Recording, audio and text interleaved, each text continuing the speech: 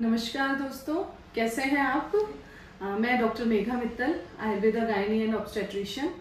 आज मैं जो है आपके सामने अपनी सीरीज में एक नया वीडियो लेकर प्रस्तुत हूँ कि महिलाओं के स्वास्थ्य के लिए हम और क्या कर सकते हैं।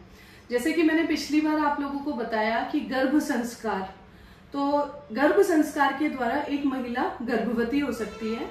आज के वीडियो में जो हम डिस्कशन करेंगे कि गर्भवती होने पर उसे किस किस चीज का पालन करना चाहिए। जैसे कि हम जानते हैं कि गर्भिणी या गर्भवती क्या होती है, जिसके अंदर गर्भाधान हो, यानी कि एक नए शिशु का विकास हो।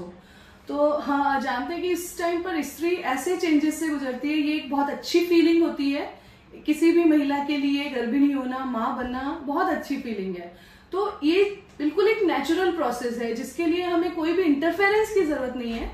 लेकिन अगर हम जो है इसमें अगर थोड़ी भी लापरवाही बरतते हैं तो हम कोई भी कॉम्प्लिकेशन डेवलप कर सकते हैं।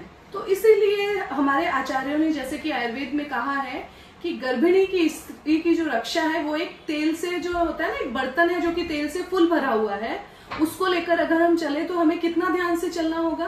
वैसे ही गर्भिणी स्त्री में कि हमें ध्यान रखना होता है कि सब कुछ नेचुरल है, नॉर्मल है, लेकिन अगर थोड़ा भी इधर उधर गड़बड़ हुई तो कोई भी कॉम्प्लिकेशन डेवलप हो सकती है।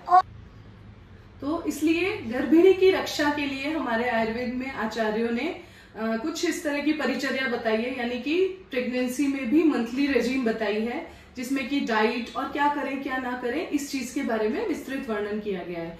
तो फाइनली हमारी ये जो गर्भिणी परिचर्या यानी मंथली रेजिम जो है, इसका एम क्या हुआ। सबसे पहले नंबर पे कि गर्भवती स्त्री फिजिकल, मेंटल, स्पिरिचुअल हर तरह से हेल्दी रहे और एक हेल्दी बेबी को जन्म दे। और दूसरा, अगर कोई कॉम्प्लिकेशन हो भी जाती है तो हम उसको टाइमली मैनेज कर सके। तो मेरा सभी महिलाओं से यही कहना है कि अगर आपके आसपास भी कोई गर्भवती है या आप खुद गर्भिणी हैं तो प्लीज समय समय पर अस्पताल जाकर अपना चेकअप कराते रहें और समय समय पर ट्रीटमेंट लेते रहें। दूसरी चीज, इस गर्भिणी परिचर्या का पालन करने से जो हमें बच्चे के लिए, बच्चे का भी डेवलपमेंट कर सकते हैं, जैसा कि जो कि एक गर्भ संस्कार का पार्ट है, मैंने पहले भी बताया।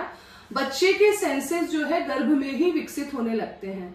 सबसे पहले बच्चे को जो है सुनाई देना शुरू करता है। हमारे घर का वातावरण जैसा होगा उसी हिसाब से बच्चा सुनेगा और आगे चल के उसी हिसाब से उसका ब्रेन डेवलप होगा। सिर्फ सुनना ही नहीं, बल्कि बच्चा टच सेंसेशन भी प्रेगनेंसी के टाइम पर ही फील करने लगता है, थोड़ा बहुत स्मेल भी कर सकता है, देख भी सकता है।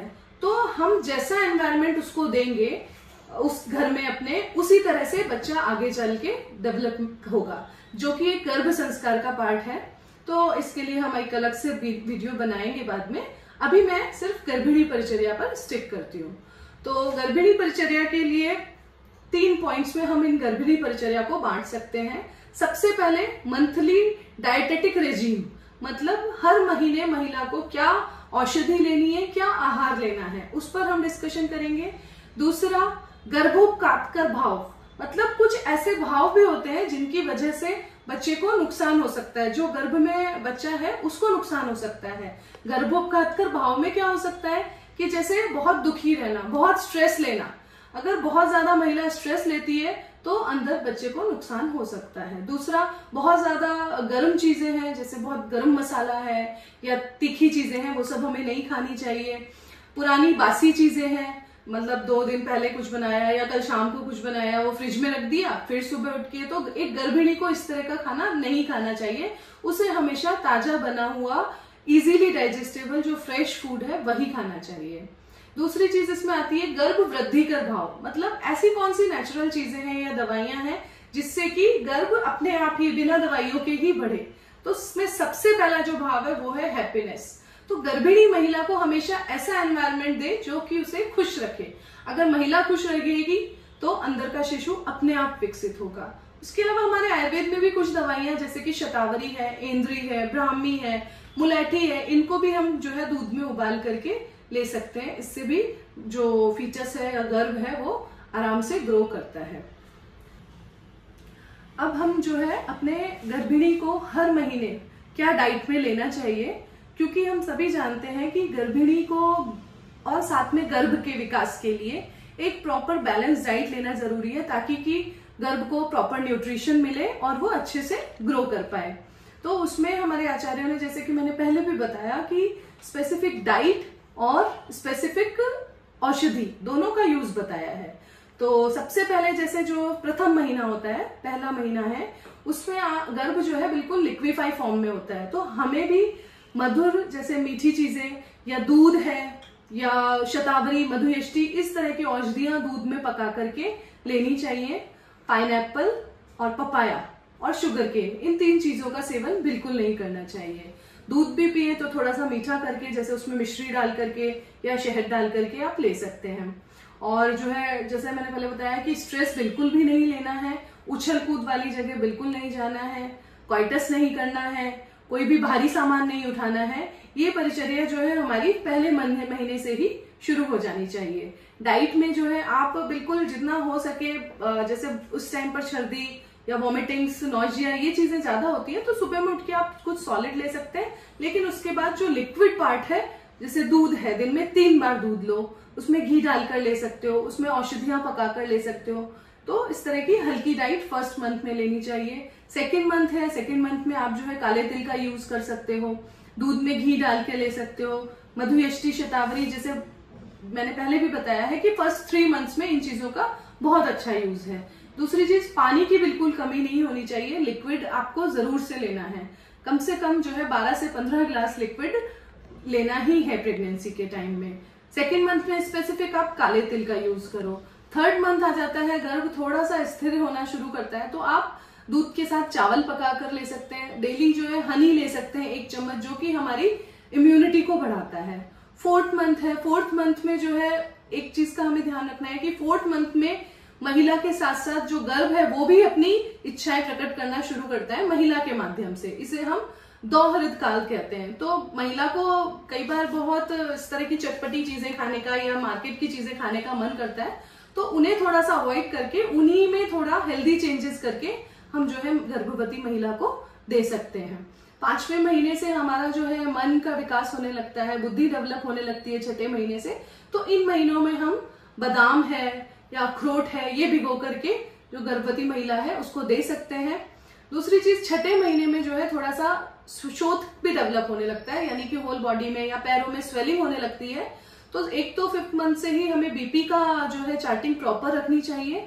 दूसरा, इस जो शोथ है, नॉर्मल जो शोथ है, उसको मिटाने के लिए आप गोखरू आता है, छोटा वाला गोखरू, उसको दूध और 1 कप दूध 1 कप पानी में 2 चम्मच उबाल करके और उसकी खीर बनाकर भी आप ले सकते हैं। उससे भी जो है शोथ में बहुत अच्छे से फर्क पड़ता है। 7th मंथ में जो है गर्भिणी बिल्कुल थक जाती है, क्योंकि गर्भ पूरा न्यूट्रिशन गर्भिणी से ही लेता है। तो हमें ऐसे टाइम पर जो है गर्भवती महिला को मक्खन का सेवन अधिक से अधिक कराना चाहिए।